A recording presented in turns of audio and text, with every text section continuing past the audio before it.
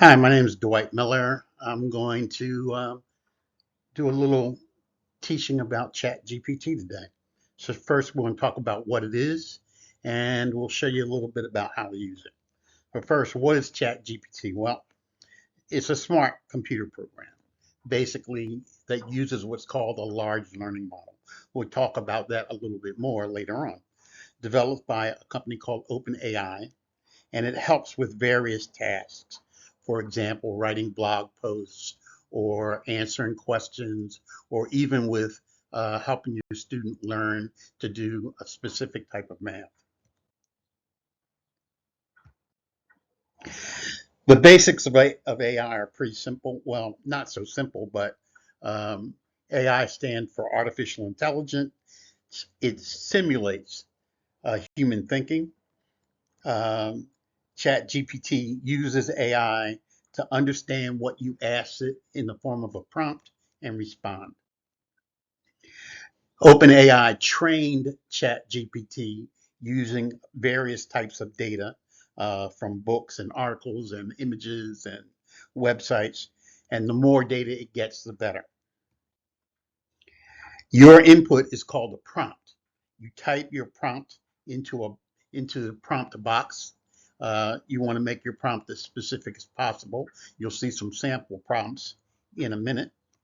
Your prompt, ChatGPT will break your text down to understand its context. In other words, ChatGPT tries to understand what it is you're trying to ask it, and that will ensure that you get an accurate response back. The more specific your prompt, the more specific ChatGPT its answer will be. And so after you enter a prompt, ChatGPT will generate a response. It predicts the next logical text based on patterns it's learned from what OpenAI fed it. It converts predictions to readable text, and you'll see an example of that in a minute. ChatGPT doesn't learn every time someone uses it. So it doesn't learn from each interaction. OpenAI updates the model periodically. I started with ChatGPT 3.5. They're now up to 4.0. And that lets the OpenAI and ChatGPT have ongoing improvements to make it better. Some of the limitations, it may not understand your question. And it doesn't typically understand your question when you aren't specific about what you want. So, and if it doesn't understand your question, the response that it gives back may not be accurate or even make sense. So you want to always check. You want to make sure that your prompt is specific as it can be, so that you get a response back that you want.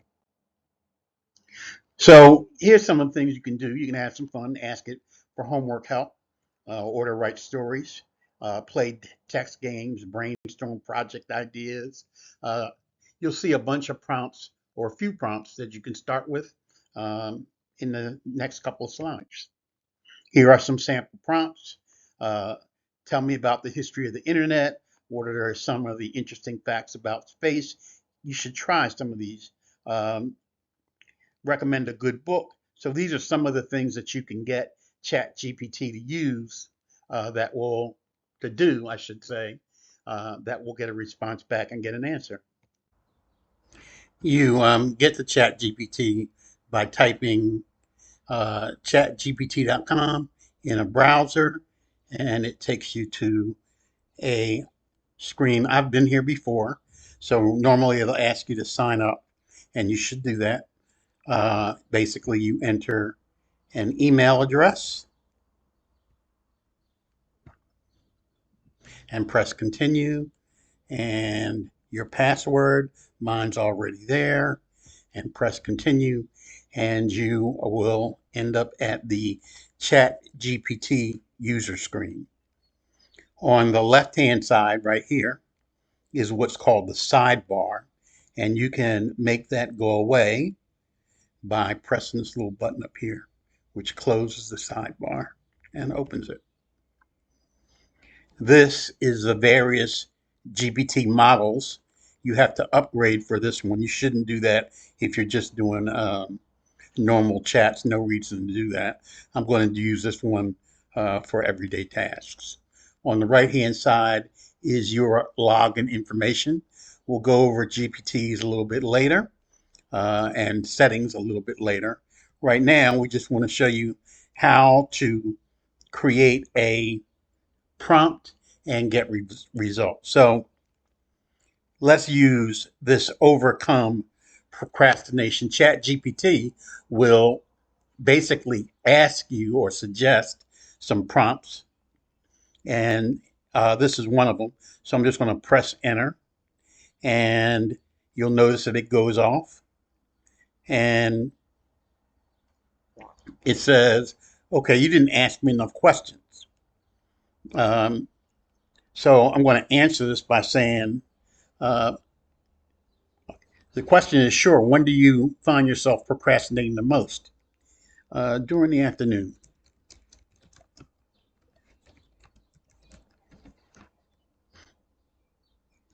And it comes back and gives me a response and makes suggestions on what I need to do in the afternoon to increase my motivation and not procrastinate. And as you can see, basically it's suggesting that I take a break, that I attempt to do some smaller tasks, stay hydrated.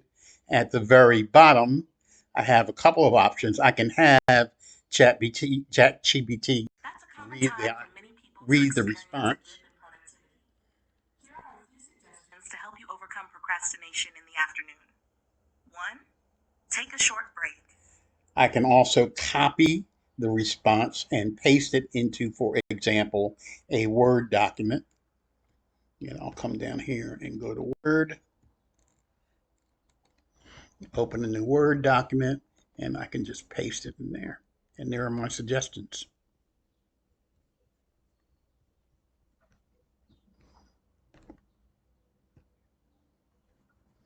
There are my suggestions. So that's how you could copy and paste. If you don't like the response, you can have it regenerate. You can um, tell it this is not good, and you can select your model. We're not going to do that going forward. Down here, we can choose the language we want ChatGPT to respond in, the tone. As you can see, there are various tones, and I can choose a writing style and press continue, and it will go off and continue writing in the appropriate writing style that I suggested. So that is how you use ChatGPT basically. As I said, on this right-hand side, this is the sidebar. In it, it's got what's called your various GPTs. I've got a few of them already here. So you can see you can explore them. So if you wanted to do something specifically, one of the ones that we're going to go over, these are tools that will help you do writing, productivity. For example, if we go to education, we can choose Tutor Me, and that will show up as a GPT in our sidebar. We'll go through that a little bit later on. We can also create our own GPTs. We won't be covering that at all. So there's a Tutor Me, and I can start the chat by saying, tutor me in algebra.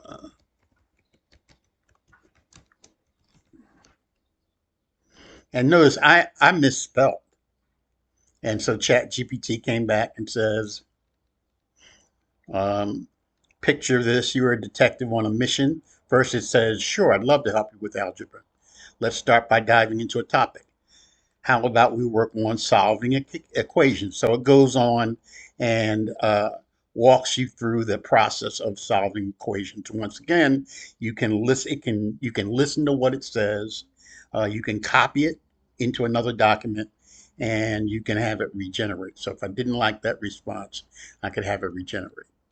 So that's how ChatGPT does responds to your text prompt.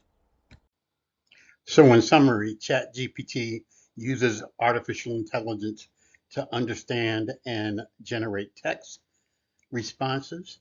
It's trained on large data sets for better accuracy. They're called large learning models, and it's a versatile tool for fun and creative uses.